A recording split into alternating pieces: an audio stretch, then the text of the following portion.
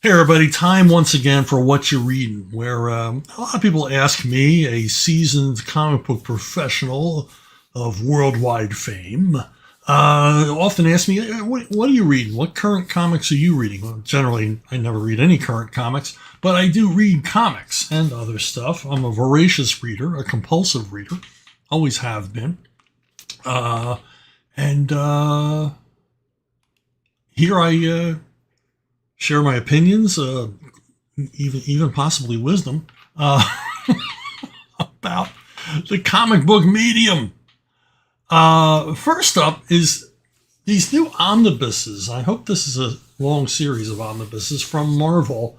And what they do is they take a particular month and year, and they present all of the comics published by Marvel in that month. And when I first heard this idea, I was like, oh, come on, what a cash grab, what a cheap gimmick. And of course, I had to buy them. It's kind of brilliant. No, it actually isn't even kind of brilliant. It's brilliant. I'm sure the reprint editors were sitting around Marvel saying, how can we repackage more of this stuff? How can we sell them the same comics they bought before one more time? And also, we got all these comics that nobody wants to read. We're never going to collect. What do we do here? Well, let's go month by month. And so, but if you're a comic aficionado, this is a kind of a gift because you get to see the evolution of Marvel as it was happening. As it turned from a comic book company that was mostly doing, big monster comics or comics for girls into a superhero powerhouse that it is today or was for a while. I guess I should say the powerhouse entertainment franchise that it would one day become. And so we got, June 1961. So what do we got here? We got the first appearance of Thor. I bought this one off the newsstand. I remember the newsstand at 45th and Walnut in Philadelphia. Picked this baby up and read about Thor, the mighty Thor. It's the second appearance of Ant-Man. Didn't find this one. Marvel had lousy distribution back then. The reason being that they were being distributed actually by national periodicals, which owned DC Comics. And of course, that distributor was far more interested in DC Comics getting on the newsstand than Marvel. And so Marvels were, they were tough. They were tough to find. This month also features the third appearance of the Hulk. I remember buying this one at our corner drugstore in Drexel Hill, Pennsylvania. Same for this one. Fantastic Four #6 and Marvel's first supervillain team-up as Doctor Doom and Submariner. Doctor Doom in his second appearance, Submariner in his second appearance in Silver Age Marvel. Take on the FF in a story I absolutely adored. Just a fantastic issue. My first issue of FF was the previous month's issue, which introduced Doctor Doom. And I bought this one at the drugstore too. And of course, you had the usual monthly output of Tales of Suspense, Tales to Astonish, Strange Tales, and what was the other one? Can't remember. And with the usual Kirby and Ditko and Heck stories. But what's cool is by reprinting the entire issues that Ant-Man and Thor appeared in, we get some of those backup stories that have never been reprinted before. Because Ant-Man and Thor, for a long time, were only the lead features in those books, and they still kept on with the Kirby and Ditko and Heck backup stories. At this point in time, Kirby, Heck, and Ditko are practically the only people working still at Marvel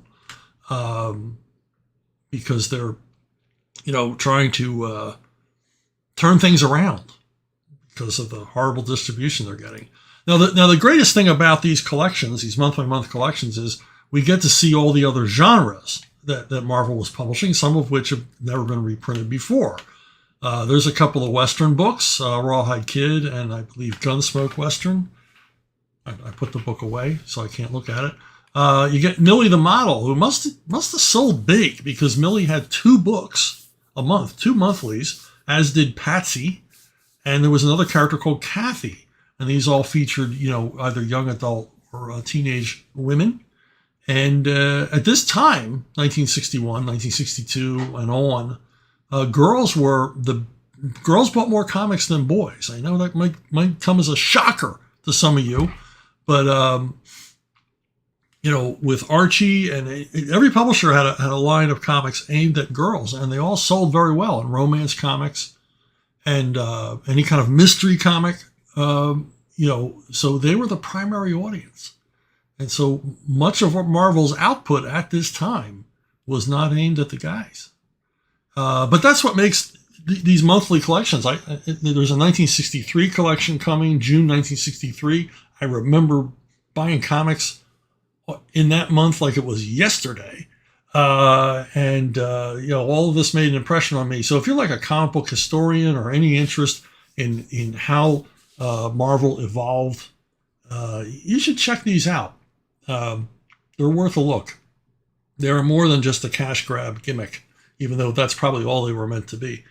And what's astonishing is that every story in the omnibus is credited to Stan Lee, even when he plotted stories that were scripted by his brother Larry. Stan was working his butt off. Now, say what you want about Stan and how much of it was Kirby and Ditko driving the train. Yeah, Kirby and Ditko, huge contribution, but Stan was still in there, man, making sure the trains ran on time and keeping particularly this line of girl comics and the Westerns going all by himself. So hats off to Stan.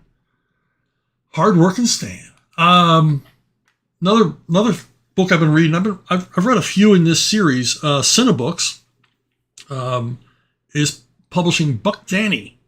Buck Danny is a long-running French comic book series about a United States Air Force pilot, and it's kind of cool because these are done by French creators. One of the creators of Lieutenant Blueberry was an early scripter on these things, and the series has been around for decades. And it features Buck and his two pals, and they never age. They're flying in the Korean War, and then they're flying in recent years, and they're still the same age. But who cares? Doesn't matter. That's not what it's about. The series is obviously very much inspired by aviation strips in the United States, like Steve Canyon and Johnny Hazard, but it mostly owes its feel and its look to George Wonder's run on Terry and the Pirates. These stories read very, very much like the Terry strips I used to read in the newspaper. And what they are is they're aviation adventures, unapologetic aviation adventures. This one is about a pilot who gets shot down over North Korea, an American pilot, and needs to be rescued. And all of the moving parts and pieces and secret machinations behind his rescue. It's a cool story, very exciting and quite educational. They use flight terms and aviation terms and present aviation models and things like that, and they explain all of them. So you can learn a lot about modern aviation by reading these books. And of course, everything is painstakingly researched, painstakingly accurate. These are for real, aviation adventure geeks. But there's a lot of fun. The characters have the usual rough military humor relationship between them. There's, petty rivalries and everything else. Serve as a background for what is an exciting action adventure rescue story with lots of shootouts and dogfights and clandestine nighttime missions and all the rest of it. But it's Buck Danny. Cinebooks has reprinted a number of these, and they're uniformly excellent. They're uniformly good. I really enjoy them, and they're worth checking out. The only pity is why don't we have comics like this in the United States? Why is it up to the French to do a rah-rah USA kind of military adventure book? Why aren't these things here? Well, I think we know the answer to that. So, while I still got you, Siege of the Black Citadel, people are liking it. It's selling briskly.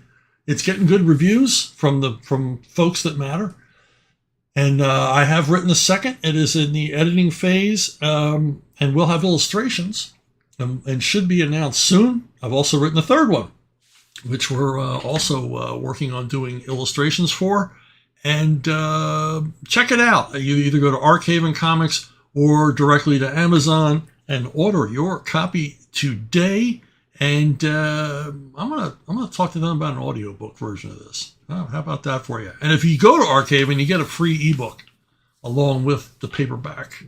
I'll have the links down here below in comments. So thanks for listening. Thanks for watching. Thanks for reading along.